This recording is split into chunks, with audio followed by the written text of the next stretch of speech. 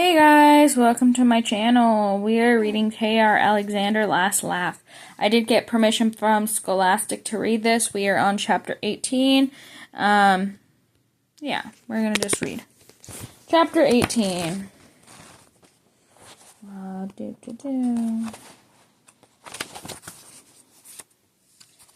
I'm on high alert for the rest of the afternoon. Every time I turn around, I expect to see a clown doll perched on a shelf or hiding under someone's desk, or tucked away in the back of my locker. But save that one instance at recess, I don't see other clown dolls for the rest of the school day. You're jumpy, Genevieve says, as we wait for the bus. What's wrong? Nothing. You're worried about the clown dolls, aren't you? She says. I look at her. Why would you say that? Because you were really worried about it this weekend, and now you don't want to talk about it. You do that when things are bothering you. You should be a detective when you're older, I say. Nah, I'll settle for president, she says it so confidently. I can't help but grin. You didn't answer me, though, she pushes. My grin slips. Fine, yes, I've been seeing them everywhere. So much for not getting her involved. She's too nosy for her own good. And you're sure you're not hallucinating them? No, I think. Yes, I say. Have you spoken to Grandma? I shake my head. I'm going to bike over there tonight. I want to come. What? No way. Why? It's just Grandma's house. Besides, I like being around her, and I want to show her the flowers I painted in art. I stare at her for a moment. I consider telling her no, but I know her too well. If I say that, she'll just throw a tantrum and find some sneaky way of joining, like telling Mom or Dad that I promised to take her or something like that. It's easier to just say yes. She takes way too much after me and Sarah. Fine, I say, but I don't want you bringing up the clowns. If she asks, I was the only one who went into her bedroom. You had nothing to do with it. Why? Because I don't want you getting hurt. Because I don't want you getting in trouble. I touzle her hair. You gotta keep up your reputation to being an angel. She bats off my hands and rolls her eyes. Just because I'm nice and smart doesn't mean I'm an angel. Noted. Guess I need to keep an eye on you. She just grins. Guess so. She considers for a moment, watching down the street as the bus comes into view. But we should go now. Mom will never let us be out after dark. Good point. I guess biking is out.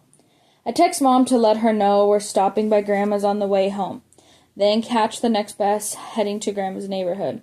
Genevieve and I sit in front near the driver. Genevieve happily hums to herself, watching the world go by. I can't stop thinking around. Every flash of red, and I think it's a clown nose. Every movement in the bus, and I think it's a doll scurrying around. I love my grandma, but I've never been so ready to get over visiting her in my entire life. Finally, the bus stops, a few blocks from her house, and Genevieve and I walked the rest of the way. I know it's just my imagination, but I swear it gets colder with every block. The sky is a little bit darker, even though it's a normal day, and even though cars and buses drive down the street, and people are out walking their dogs, or playing catch. I feel alone, on display. At least I don't see any more clowns. We knock when we get to the front door. A few moments pass, no answer. Genevieve rings the doorbell. A few more moments pass. The feeling of being watched intensifies. Maybe she isn't here. I vent her. Something's moving in the window upstairs. I think I saw her, Genevieve says. I'm pretty certain that wasn't Grandma. Maybe one of her cats. I already know we aren't that lucky. It's a clown. It's the clown. Should we knock again? Genevieve asks. She raises her fist to the door, but before she can, the door just opens. She and I look at each other. Then, before I can stop her, she leans in and calls out, Grandma. No answer. My heart hammers in my chest. Once more, I wonder if Grandma's gone over to one of her friends' house. It's not like she never leaves the house. She's actually really social and active in the community. She could be out helping in the community garden, or volunteering at the library, or teaching dance at the community center, or a dozen other things. I don't know how I know that isn't right, though the thought just feels wrong, as does this entire situation. Stay here, I tell Genevieve, and get out your phone, just in case. For once, she doesn't argue. I push open the door a little wider, and nearly jumped out of my skin when one of her cat's Tibbets races out with a yowl. Genevieve yelps and dodges out of the way as the cat darts past her and runs into the bushes surrounding Grandma's house. What is that all about? Genevieve asks. Grandma's cats never leave the house. They hate outside. One summer we accidentally left the front door open all day while we played in her backyard. When we came inside, the cats were all lounging on the floor, in the patch of the sun, right on the interior welcome rug. They hadn't put a paw outside. Should I go get him? Genevieve asks. I peer into the bushes. I see a patch of calico huddled there. Tibbets isn't going anywhere else. He just wanted out. No, stay here. I call out a little bit louder for Grandma as I step inside. It's eerie indoors. Despite the sun shining outside, the curtains are drawn, letting in only a little light. A single lamp glows in the corner, casting harsh shadows on the walls. The puppets glaring down at me from their perches, and the dolls in their displays watches my every step. Grandma? I ask again, no answer. I should turn around. This is rude, just walking into someone's house, but I feel it is every cell of my body. Something is wrong, something that tugs me forward. I can't leave now. That would only make things worse. I head down her hallway to her bedroom. The door is ajar. My heart hammers. Her door is never ajar. Never. Grandma? I whisper. My voice squeaks slowly, ever so slowly. I creep to her door. My hand shakes on the wood as I push it open. My breath comes out in a gasp. Grandma lies passed out on her bed, her chest fluttering, her eyes closed, and every single clown in her room is gone. Chapter 19. Grandma! I called out. I rushed to her side, then yelled louder, Genevieve, come quick! I don't even get the sentence out before she's there. I thought I told you to wait outside. I managed, anger and fear messing up my thoughts. I should be grateful, not angry, that she was here so quickly. You were taking too long, Genevieve says. She quickly walks over and hovers the back of her hand over Grandma's lips, then presses her fingers to her forehead. She's alive, but she seems sick. Where are all the clowns? That's not important, I say. Call Mom and Dad. Call 911. She immediately gets to the phone, and I dial for the ambulance. I barely hear what the person on the other end of the phone says. I barely know what to say in return. I can't take my eyes off of Grandma.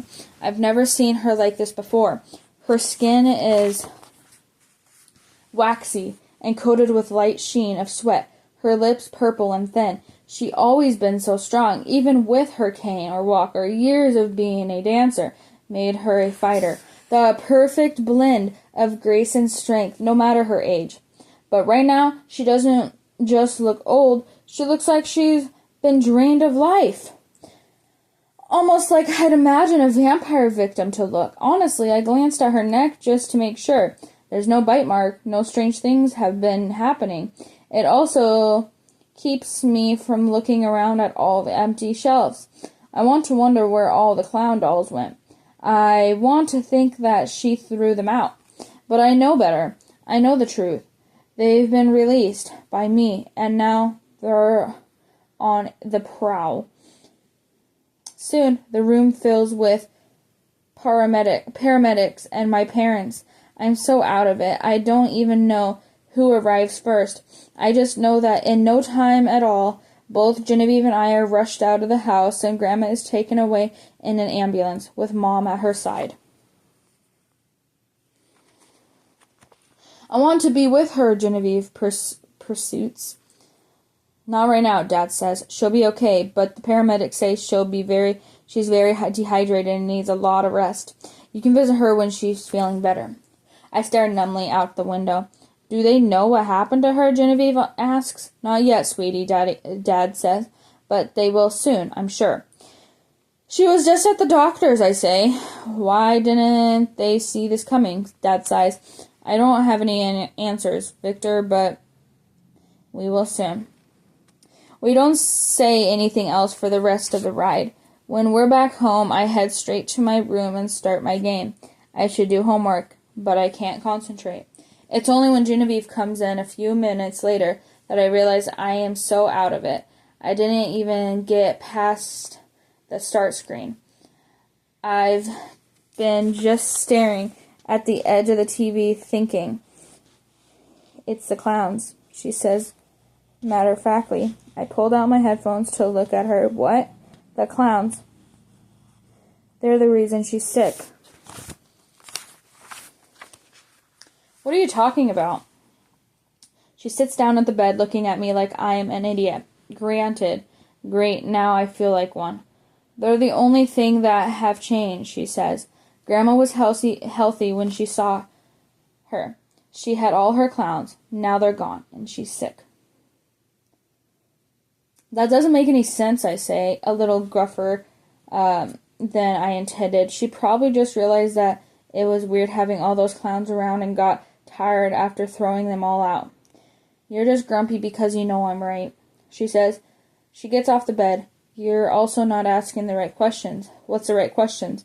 Why are the dolls after you all of a sudden? And what do you have to do to make them stop? They're not after me, she sighs. You really are grumpy, and that makes you stupid. But fine, suit yourself. Don't come crying to me next time you see one. Without another word, she turns and leaves. I slip my headphones back on and actually start the game. I turn on the volume. I wanted to drown out my thoughts and Genevieve's suggestions. But no matter how many explosions are on the screen, I can't block her words. She's right. I know she's right. Somehow the clowns and Grandma's health are connected, and somehow both are connected to me, which means Grandma's sickness is my fault, my responsibility. I turn the game up louder. Chapter 20. We don't have a family dinner that night. At some point in the evening, Dad comes in and sets a plate of pizza beside me. At a later point, I know Mom gets home. I don't turn off the game. I don't do any homework, and no one tells me to. Eventually, my eyes start to hurt, and I decide to call it a night. I'm so tired I could fall asleep in my beanbag chair. I turn off the game and blink away the stars in the darkness. The house is quiet. It must be later than I thought. I'm surprised no one ever came in to tell me to turn off the game or go to bed. I'm even more surprised that no one came in to tell me what's going on with Grandma. It makes me fear the worst. I stand and stretch and turn to brush my teeth. The room is dark, but it's bright enough to see my bed, to see the three new shapes sitting on the edge. My heart sinks into my throat. I pull out my phone and shine the light. 3 clowns. Each is clothed in shiny stripped stain, with white porcelain face and frizzy hair. Their faces are hungry. It's easy to see why. The one with blue stripes holds a fork. The one with the green stripes holds a spoon. The one in the red stripes holds a steak knife, and its smile is wicked. Each stare at where I'd been sitting, as if they were about to eat me. How long have they been there? How long have they been watching me? I want to throw up. Eventually, because I can stare at them, their eyes start glowing red. They lift their utensils, and then they start to speak. I'm coming for you, they intone. The voice is male and angry, a single speaker coming from 3 porcelain lips. The words ricochet through me, fill my bones with cold and dread. I nearly fall to the floor in fear. Instead, I clench my controller to my chest and consider throwing it at them. I'm getting stronger day by day, the terrible voices say, and soon you will be mine. Who are you? What do you want? The voices crackle. It sounds like a laughing Grim Reaper. You will know soon enough. The eyes on the clowns go dark, and the room fills with ringing silence. All I hear is my breath. All I feel is a trem of blood in my ears. Whatever was here is now gone. After a few more minutes, when it's clear I'm truly alone again, I grab the clowns and shove them in my garbage can, then wrap the can in a blanket and tie it with a belt. I don't want them in my room, but I also don't want to risk throwing them outside. I know they'll just manage to escape again. This feels like the only safe option. When I finally go to the bathroom, I turn on every light in the hallway. I brush my teeth as fast as I can. My heart is still racing. They can talk. There's something animating them. I'm being haunted after all. It must be late, and I must be exhausted, because none of those thoughts are meant with resistance. I know in my bones it's true. Something is possessing the dolls. Something that is after me. I just have no idea who or how or why. I head back to my room. I don't flip off the hall lights, even though I know my parents will say something about it in the morning. But back in my room, I freeze. The belt and blanket on the garbage can are ripped open. The clowns are nowhere to be seen. I don't think I'll be sleeping much tonight, after all.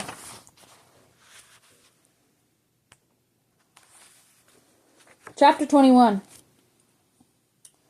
Any more creepy clown sightings last night? Gareth asks.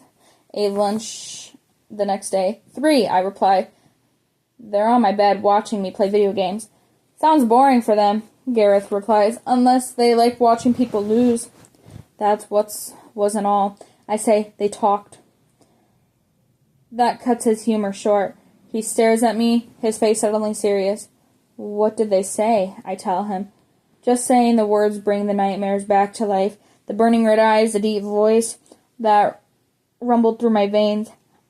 I never heard that voice before, but now that I have, I know it will never leave me. For a while after, we just sit there in silence.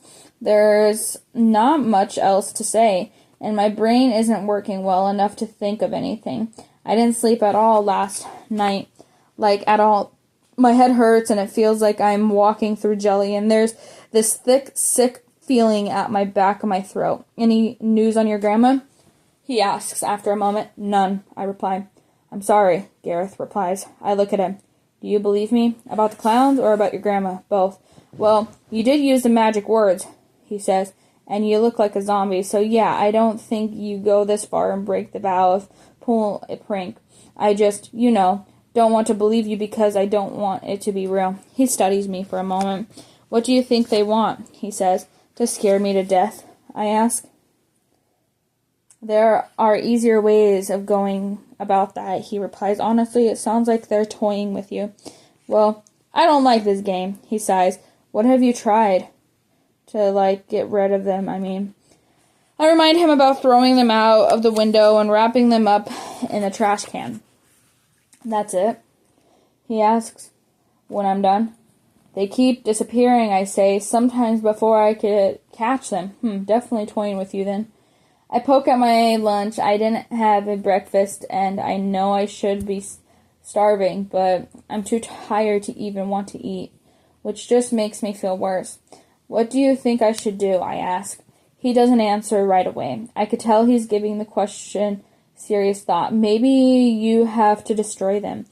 Fully destroy them, if they're a spirit possessing them. Maybe that will get rid of them. He shrugs. It works in video games. It's worth a try. I yawn.